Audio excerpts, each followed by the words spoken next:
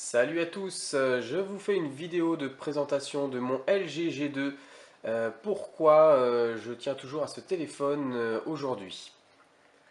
Nous sommes en ce moment fin avril 2015, le Galaxy S6 est sorti il n'y a pas longtemps, le G4 a été annoncé. Moi je vous présente mon G2.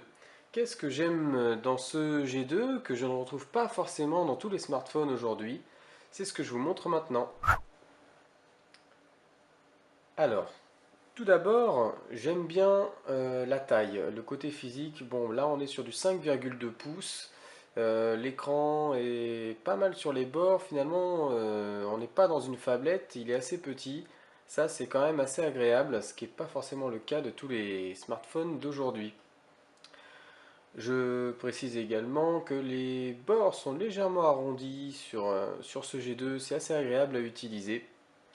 On peut préciser que les boutons, les touches se retrouvent à l'arrière et c'est quelque chose qui est simplement génial je trouve, hein. On tombe facilement quand on l'a en main sur les touches à l'arrière et maintenant que j'ai essayé ça, je ne m'en passe plus. Les touches à l'arrière, c'est quand même vachement plus simple que d'aller les chercher sur le côté ou sur le dessus, même quand on est en appel. Sur le dessus, on a un port infrarouge qui me permet de contrôler une télévision ou un vidéoprojecteur avec tel qu'une télécommande. Et ça, moi je l'utilise, c'est très bien.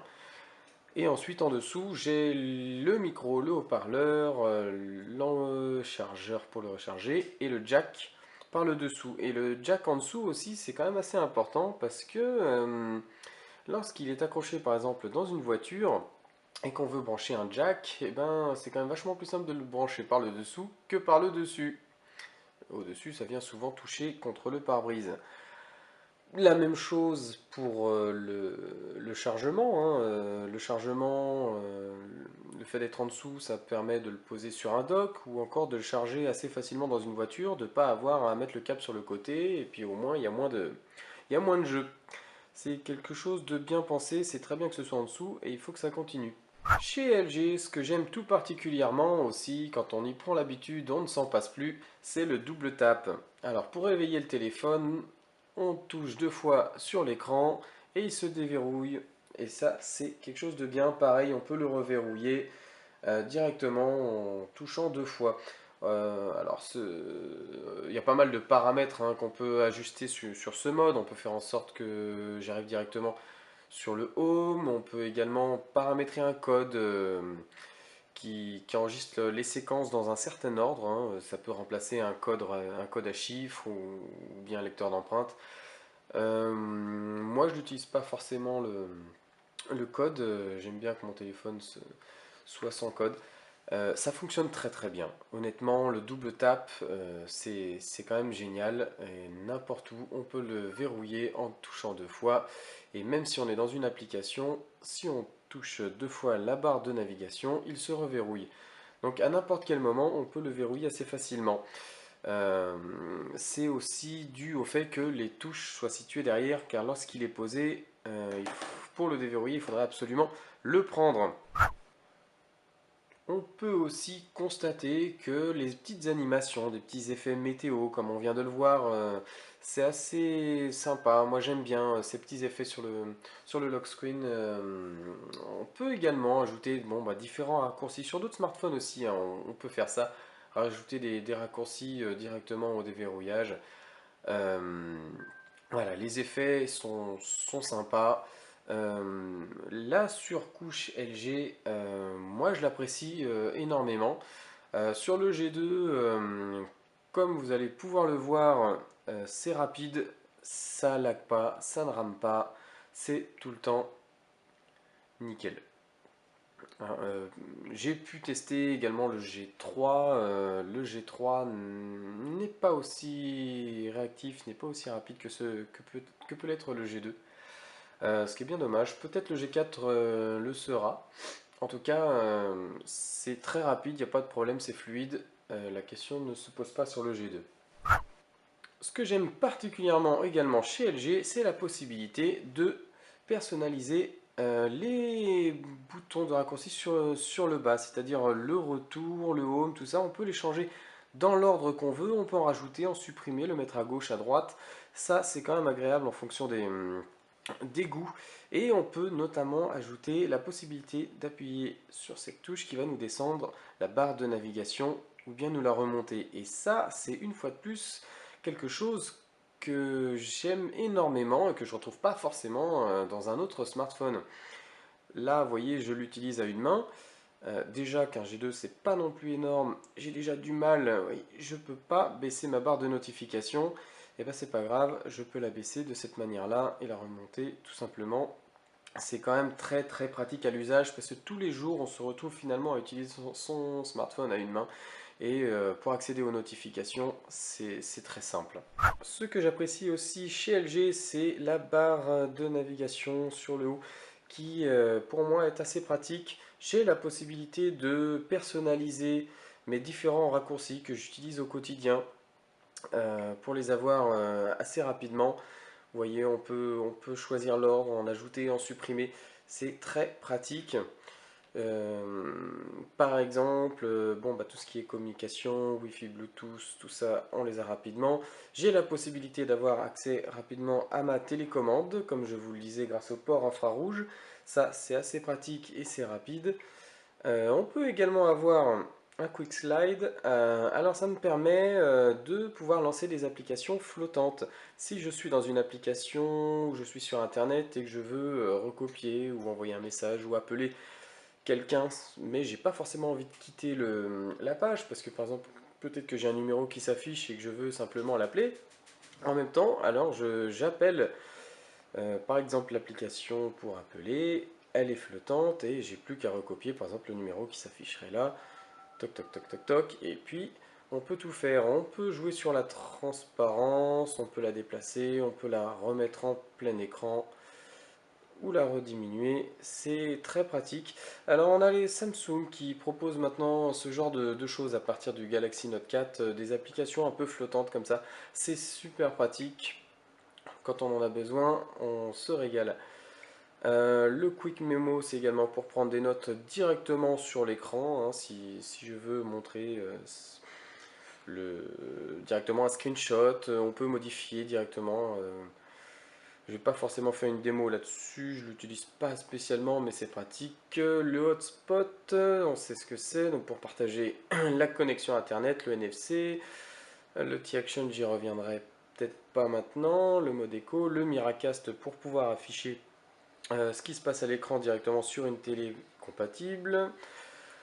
Voilà, je peux en ajouter d'autres. Moi, c'est mes utilités, mais c'est quand même très pratique de les avoir directement à portée de doigt. Je précise également que j'ai tout de suite accès à ma luminosité et ainsi qu'à mes volumes. Et les volumes, moi, je les utilise souvent et c'est quand même pratique de pouvoir changer directement l'ensemble des parties du volume du téléphone, même en mode silencieux, si je veux simplement augmenter mon son de multimédia, et ben je l'augmente directement. Sur le LG, j'ai également la possibilité de pouvoir changer les thèmes et moi j'adore la personnalisation et le fait de pouvoir ajuster mes thèmes, et ben moi j'apprécie tout particulièrement. Chose assez nouvelle sur les Samsung depuis la série des A3, A5, A7 si je ne me trompe pas. Le Galaxy S6 aussi dorénavant a la possibilité de changer les thèmes. C'est peut-être rien pour certains, mais pour moi ça veut dire beaucoup. Euh, voilà, je montre au passage que j'aime bien les widgets, j'aime bien personnaliser mon écran, avoir mon agenda électronique, tout ce genre de petites choses. Une des raisons pour lesquelles j'aime bien Android plutôt qu'iOS. Sur le LG, j'ai aussi la possibilité d'utiliser mon smartphone à une main. Bon, j'en ai parlé tout à l'heure du fait que je pouvais accéder à mes notifications directement depuis le bas du téléphone sans avoir à atteindre le haut. Je peux également diminuer hop, l'écran général du téléphone pour l'utiliser à une main. Et là, je peux tout avoir simplement avec mon pouce. Ça, c'est aussi pratique, hein, lorsqu'on a besoin. Ça peut être quand on est dans son lit, par exemple, on n'a pas forcément les deux mains.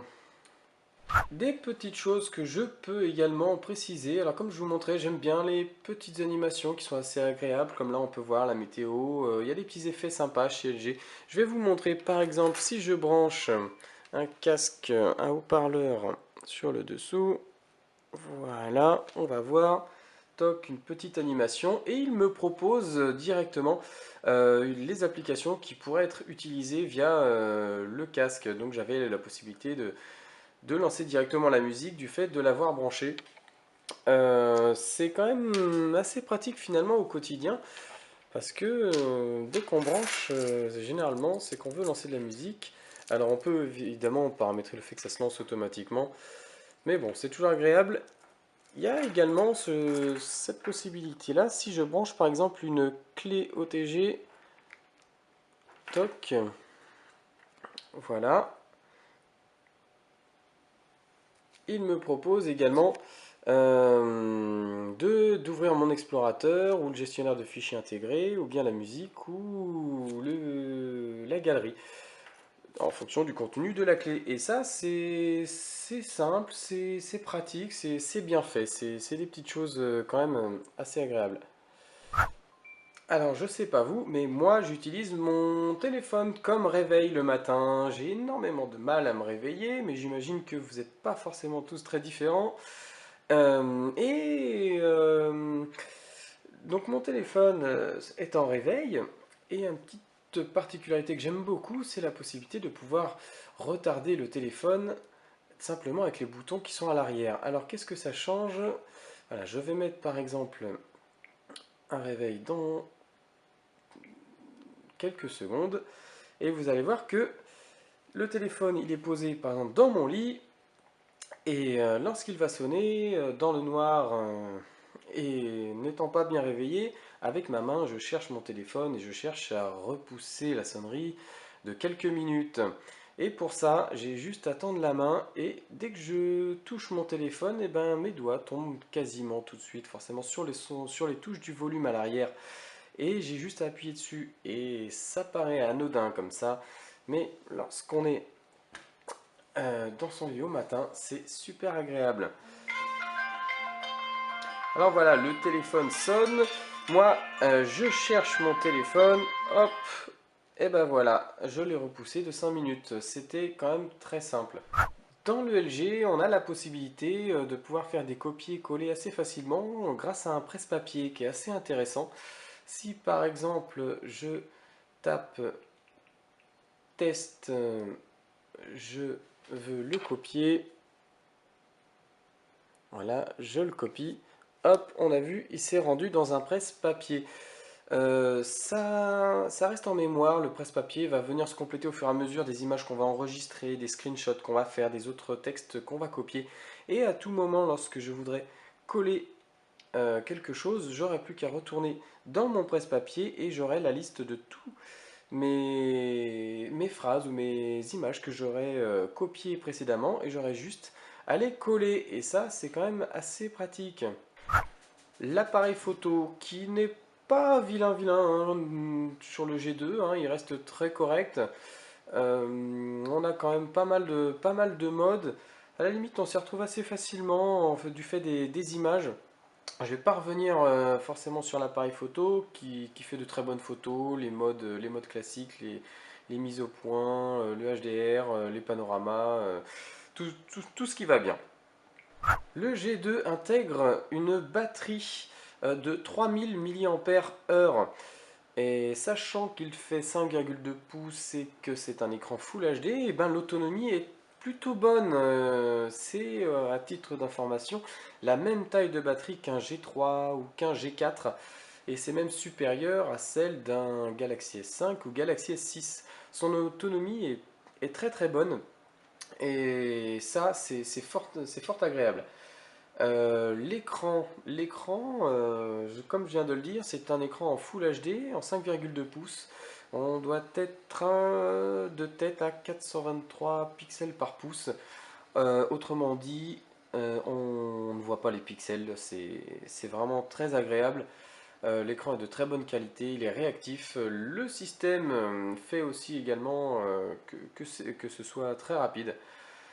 Je vais pas revenir là-dessus parce que voilà, il n'y a rien à dire, ça fonctionne très très bien, c'est très rapide. L'écran est net, il est beau, c'est tout ce que j'aime.